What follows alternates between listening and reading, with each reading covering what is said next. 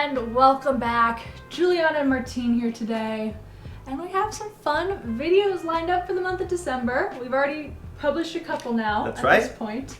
You guys are getting to know a little bit more about us. Probably this is the question that they ask us the most. Yeah. That is like how we met. Yes, so we decided to make a whole video just about this because if you guys have followed us for a while, you've probably pieced together the stories because we've like dropped little references to it every now and then, but it's time we sit down and tell the full story of how Martine and I met, how we ended up here. Who is this guy? He's like in all my videos. It's my husband. Grab a drink and just sit down with us. Yes, come down memory lane. Let's all jump in a raft and set sail. Before we can talk about how we met, we need to talk about who we were before we met and like what led us to somehow working on a cruise ship in the Caribbean. So for me personally, I had just graduated college from Gonzaga University in 2016, and I graduated in like May, but I'd say around November, December, I was literally just researching how to work on a cruise ship all the time. Okay. All the time when I was working, I was in class like researching how do I work on a cruise ship because I'm not like other girls. I hate that saying, but like I literally did not want to be like everybody else at my school who was going off and getting internships. I wanted to travel. All right. So in February, before I graduated, I had applied for the entertainment squad on Carnival Cruise Lines. It was kind of my first attempt at a job, and I did really well in the interview and got the job. But I got the job in February, but I had to wait till I didn't start working in June. For a couple of reasons. One, they knew I needed to graduate college, and two, I had some issues with my medical. I talked about this in my 50 facts about me, but I have scoliosis, and I actually didn't find that out till I had to do the medical. Because whenever you're working in a cruise ship, they require you sometimes to lift a couple of things. Yeah, the maritime doctor had written on my medical like she has a 20-something degree curvature in her back, but didn't like say like she is good to work still. They just like had written the stuff, but the Carnival had saw it. It was like, are you sure? So I had to go like to another doctor and like this whole thing. Anyway, all that time had been passing by. Like I graduated in May. I like wanted to start right away. They wouldn't give me a ship because of this whole thing. So I missed out on some cool opportunities, and then they messaged me one day, great, you've been approved, you're gonna go on the Splendor, which turns out that was a good thing because that's where we met. That's where we met. So how did you end up on the ship? Okay, I wasn't having the best time in my life in my hometown, but Eric, that is my brother, he saw in the newspaper that they were advertising some national interviews for working on a cruise ship. So this was in Mexico City. Eric told me, Martin, can you go with me to the interview because you know better how to move in Mexico City. Mexico City is a big city. So I told him, yeah, of course, I will go with you. But if I'm going, I'm also gonna take my CV just in case. I saw they were saying 4 different positions that you can work. It said housekeeping, bar, kitchen, and it says sales. So I said, well, I'm gonna apply for sales. Yeah. I took my CV and went with my brother, and we both got a job. He did at Royal Caribbean, and I did Harding. That it was a concession that works in several cruise lines, and they work for the shops, basically, inside of the cruise ships. Weirdly enough, I got myself a ship before Eric, like maybe 3 or 4 months before Eric. So he had come, just for reference, he was there March 2016. Oh my God, we're getting old. Oh my God, yeah. It's gonna be almost 6 years. Oh, okay. I'm gonna have an off-camera crisis about this. He started March 2016, I started June. So he had already been there for a little bit of time. That's right. You have to know, working in a cruise ship is a hard work. It's long hours, especially if you're working on the shops. Yeah. Right? And especially because this cruise ship, I told you that we were like a concession, and the last concession, they already leave all the shops completely empty. So it was our duty during the dry dock to fill all the shops. So it was like long hours. So like I'm talking about 14-15 hours per day of hard work during dry dock. And in that particular year, the Splendor used to have long sea days. If you're being a passenger in a cruise ship, sea days is very fun. But if you're a worker in a cruise ship, sea day is your worst nightmare. Yeah, it's we. long I think hours. we both still have some unresolved trauma from those days. Sea days, they're very, very hard. Yeah, I feel like we could make a whole other video about why we left the cruise ship. There's just a lot there. Right. So if you guys are interested in that video, let us know. But anyway, I was having fun my first months over there, but I have like two very good Argentinian friends over there, and they send them after 2 or 3 months. They send them to another ship. So I was very sad about that. I thought I didn't have any more friends over there. Whenever they leave the cruise ship, I feel very alone. So I was about to quit, and then also it's mentally exhausting not having only one free day. yeah. So So just for reference, in case you don't know, when you work on a ship, you have no days off. You work 6-month contracts, no days off, none, 0. You're always working, and most of those days are 12 hours or more. So it can get to you. So I said I'm going to Bermuda because I really want to go to Bermuda, and after that I'm gonna quit. But in Bermuda it happened something nice because we have, for us that we were working in the shops, we have 1.5 days free. So it was amazing. I could relax. I went scuba diving. I went to a maritime museum. I have like a breathe. Wow, so you actually had a day off? Yeah. I never got a day off ever. No, I know. So I know. that's actually a big deal. But yeah, so you were about to quit. Yeah, I was about to quit, but that Bermuda trip gave me like a breathe, a little bit of okay, like relax, and then I was like, all right, maybe I can hold it up a little bit more. And it's a good thing you did. Yeah, Because 1 week later, Juliana arrived to the Splendor. yeah, so this is the part that Martina and I always talk about. Like, we feel bad sometimes telling the story because it comes off as like, it's just so much like a movie that it just is almost disgusting. If somebody else told me the story, I'd be like, you're too much. It's like a book. It's like we're making out this story, making but out, no, making up. Sorry. We can also make it. So, here's it from my point of view. All right.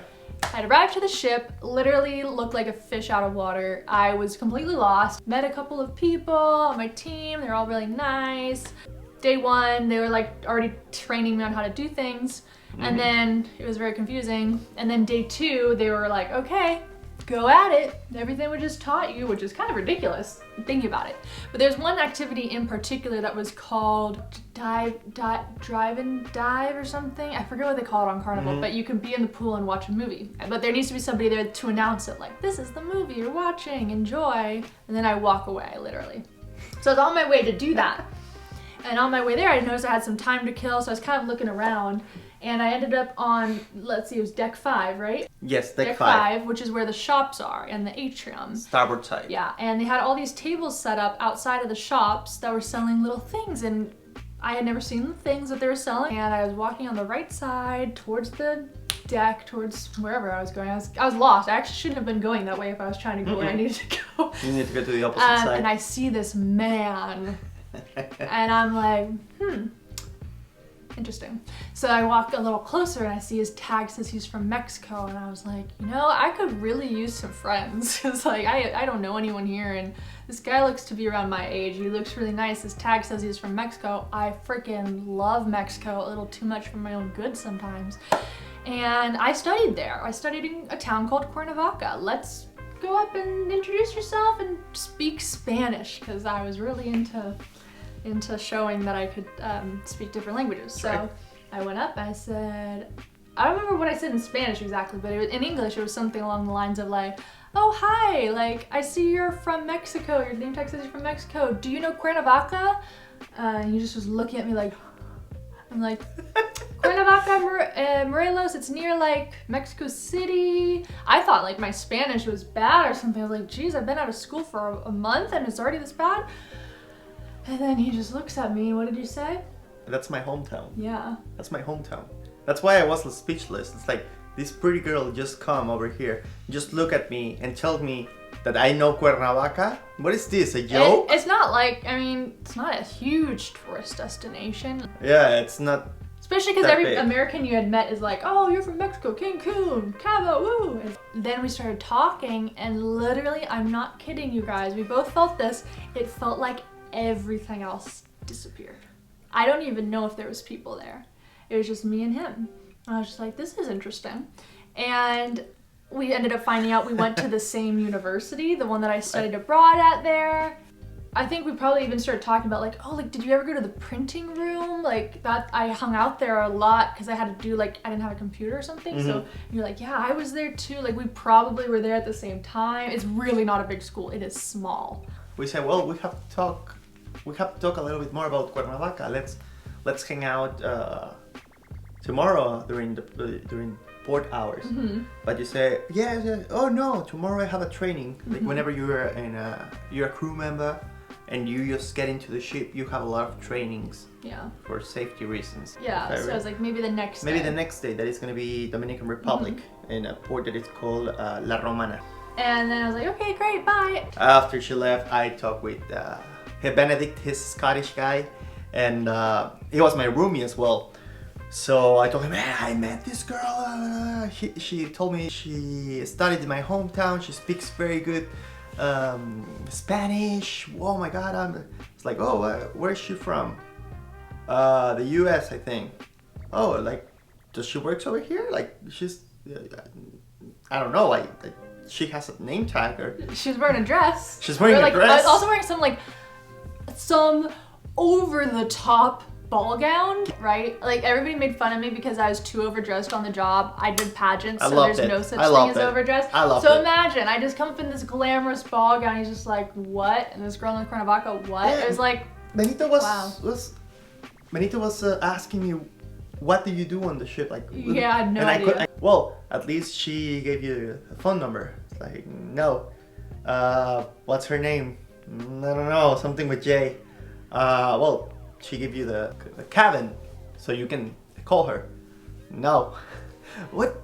Like, yeah, it's misconnection. Does she even exist? But I said, well, we said we're gonna hang out in 2 days, so probably the next day she will come over and she will like say something. So I was waiting. So normally you have a break to have dinner. I was waiting. I was the last one to have, because I said, no, she's gonna come. She will come around and she will tell me. I was the last one.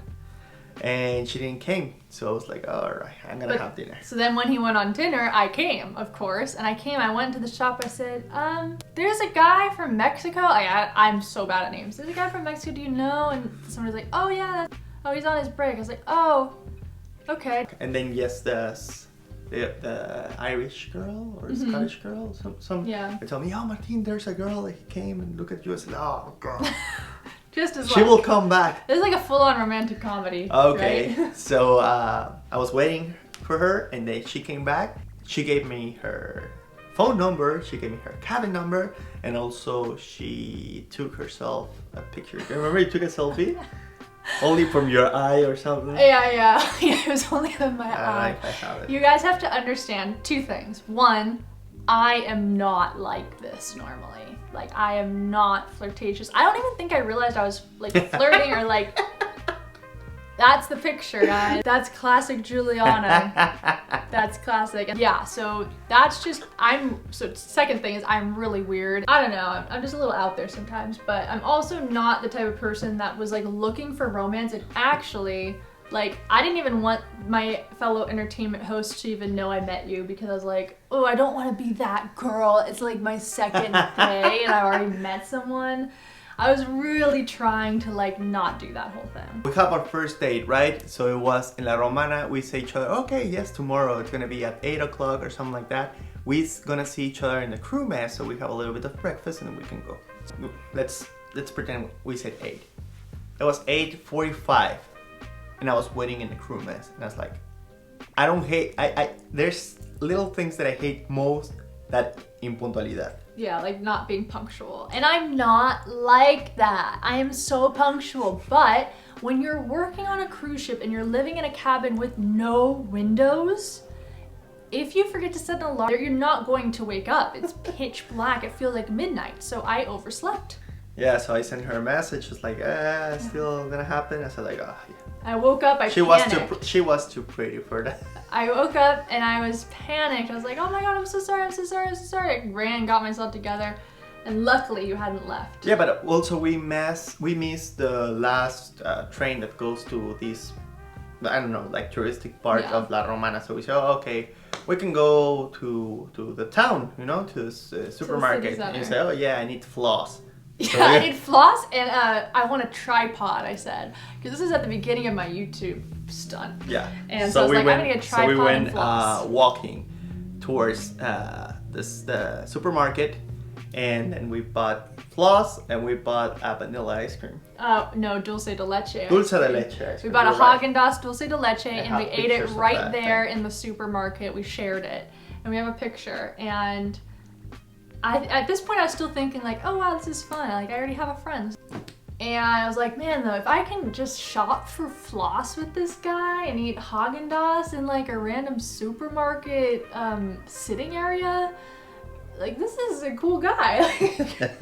I don't need much. And then like from that point, I don't remember like the exact way everything else unfolded, but every chance we could get, we would try to like match our lunches together, or like, I know we went to, there's like a Latin club that they had on the ship and we'd always go dancing there together.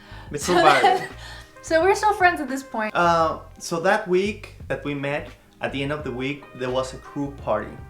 And just to give you a context, I don't know if you have seen Titanic. Remember that all the fancy people upstairs, they're having like a cocktail and they're like talking about stuff. And then Jack take Rose to the crew, well, to the third class or second class or whatever. And they're having such a bear party. That's the way crew parties are. You wouldn't even know it's a crew party, but they put paper over the windows in the club so the guests can't see you. It's like a secret party. It's so fun. And everybody's waiting for that because they want to take the stress out. Every they want 2 to weeks dance. too. They want to.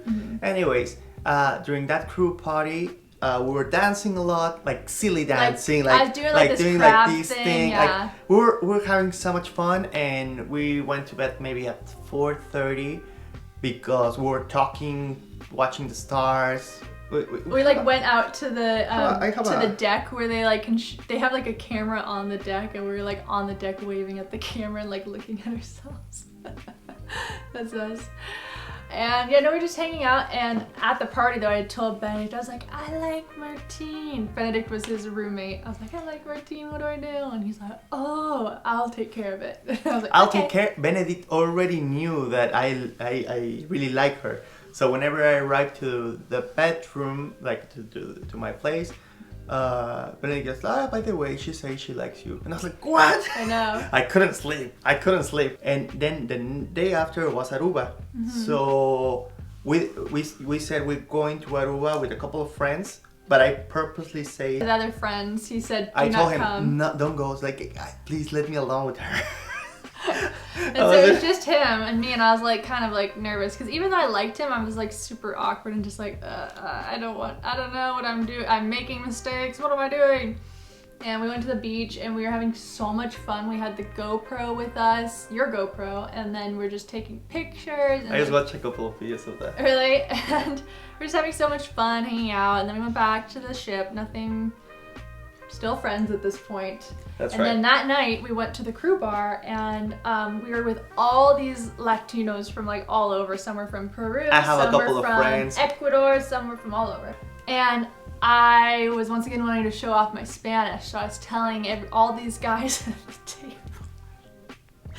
And this sounds so bad saying it, but this is just like how weird I was. Like I was telling all the guys like, Tienes las llaves a mi corazón. You have the keys to my heart. I was trying to be really dramatic because I thought it was really funny when I'd say that phrase. She was telling that to every single guy in front of me. Because I wanted to tell it to you for real, but I couldn't. I was too shy because it actually meant something. So in my head it makes sense. And then you're getting so frustrated and like what the? We went to the front of the ship. It's a shame that regular passengers, they cannot go over there. That's only for crew only, especially in the Splendor in the front. There's like 2 tables where usually people go to smoke. We do not smoke. We do not smoke. But that's over there. It was like a cloudy night, but it was beautiful. And we just talking. And we were talking. And we're talking about like taking risks. We're talking about taking risks, and then all of a sudden we had our first kiss. I'm very shy. I'm very shy too. My heart was racing. I knew I'm about to embark on a crazy adventure if this happens. I was right. Yeah. Anyway, after that point, we like literally had such a great time the rest of our contract. You asked me to be your girlfriend when we were in Curacao just a few weeks later. She was a little bit nervous that I wouldn't say Yeah, I literally right before it had happened, I was like, what are we? And all of a sudden he's like planning this whole big like asking me to be his girlfriend thing in Curacao in Mexico, or at least that's the way I am. I always ask like, do you want to be my girlfriend? So whenever we were in Curacao, we swam to this like, little like island thing. Yeah, and I asked her over there if she wanted to be my girlfriend. And I was so happy, and I was happy too because a lot of ship relationships aren't legit. And so that's what I was worried about, was that you wouldn't ask me to be your girlfriend. Oh, what we forgot to mention is before all of that, I almost tried to end things with you. Oh yeah. Because I was getting freaked out because Martine like would not leave me alone, like kept asking for my schedule every day, multiple times a day. Where are you? Where are you gonna be? Blah, blah, blah. He kept asking to see. And then sometimes I would just lie. I'd be like, oh, I haven't got my schedule yet. Because he was being like really wanting to be with me, which I wasn't used to. I was used to guys like not giving me the time of day. So I was like, what is this? Our schedules there are different. So I was always trying to match them up to eat together or something like that. That's why I was always asking Juliana what her schedule was. But sometimes she was like freaking out and she didn't want to tell. She didn't want to tell me. So I tried to break up with you. Yeah. It lasted like 2 hours because I realized, what am I doing? Because I realized I was hiding myself from love, and that I needed to lean into it more. I needed to just be in love. I needed to let go and let it happen, like accept the love. Yeah. And that changed everything. So a few hours later, I came up and said, never mind, I was being stupid. Like, I just need, and then from that point, it all changed. And it was just like, we were that couple on the ship. We were that couple. We were even test models for the photography team. Yeah, like, that's right. From that point on though, you asked me to be your girlfriend, it was all good, and we had so much fun. We would go out to every port together. Even though we were working a lot and we were not having like a lot of sleep because we were waking up early to go and discover that port or whatever, it was like very beautiful and happy days. Now, as you guys remember though, Martine started his contract earlier, which means he would end his contract earlier as well. But somehow Martine decided to extend his contract, which is crazy. That's right. So he ended up being on the ship for 9 months instead of 6, just to be with Which is just the context of you don't have any single free day during those months. Except for the one that you had. Except for the Bermuda, you know. But normally you don't have like standard. You don't have a free day. So it was crazy for people. It's like, dude, like I cannot take. I'm like here 4 months and I cannot take it anymore. How you're making like 8 or 9? Well, I just having this amazing relationship. Before the contract ended, we both say to our own respective companies that we wanted to go to the same one. Yeah. We linked IDs. We linked our ideas so that we could go to the same ship together. That's the closest to be married. Yeah. in cruise ships. Yeah, and then we did long distance between our contracts, and I went to Mexico to visit you for the first time. You met my family. And I think you came to visit me as well. And then you started your contract in February of 2017. The second contract wasn't as good. The itinerary and the work hours were so much better. But you had a really bad boss. Like, she was basically going to like split us up onto different ships if we didn't quit. So we decided to quit because we couldn't risk it. That's right. We didn't know what we were doing. So we did long distance for about a year. I was working in a high school. You were working in your hometown at your family's business. And we would see each other every month somehow. I don't know how we were spending all our money, everything that we earned, to visit each other's. So we were just doing that, and then eventually I got a remote job, which is amazing, and I moved to Mexico. We moved in together in 2018. In July 2018. That's right. And then in February 2019, you proposed to me on a trip. We took a trip as guests on the Carnival Splendor, the first place we met. And on one of the dress-up nights, on the first sea day, you proposed in the exact spot where we first met. In the exact same spot that she came and spoke to me For the first time. That's exactly when I proposed to her. It was amazing. It was the most beautiful, amazing proposal ever. It was like a storybook, and then we ended up we did our symbolic ceremony for our wedding in February 2020. Long story there. Like that's, I don't even want to get into it, but we were not legally married because. Oh yeah, it was a ceremony because we were applying for the K1 visa. Yeah. We had our symbolic ceremony though in Mexico, February 2020, and we were supposed to have the legal ceremony literally right after. Like it was not going to be anything anybody would even notice, but the pandemic happened. COVID-19. Yeah, pandemic happened. His visa was extremely delayed, over a year delayed, so we didn't end up getting legally married though until May 2021. That's correct. Yeah. But we still say that February 1st, 2020 is our marriage anniversary. That's what we consider. That's right. And then now we're here and we live in California, and he's working on his green card, and we made it. We're happily married. Yeah.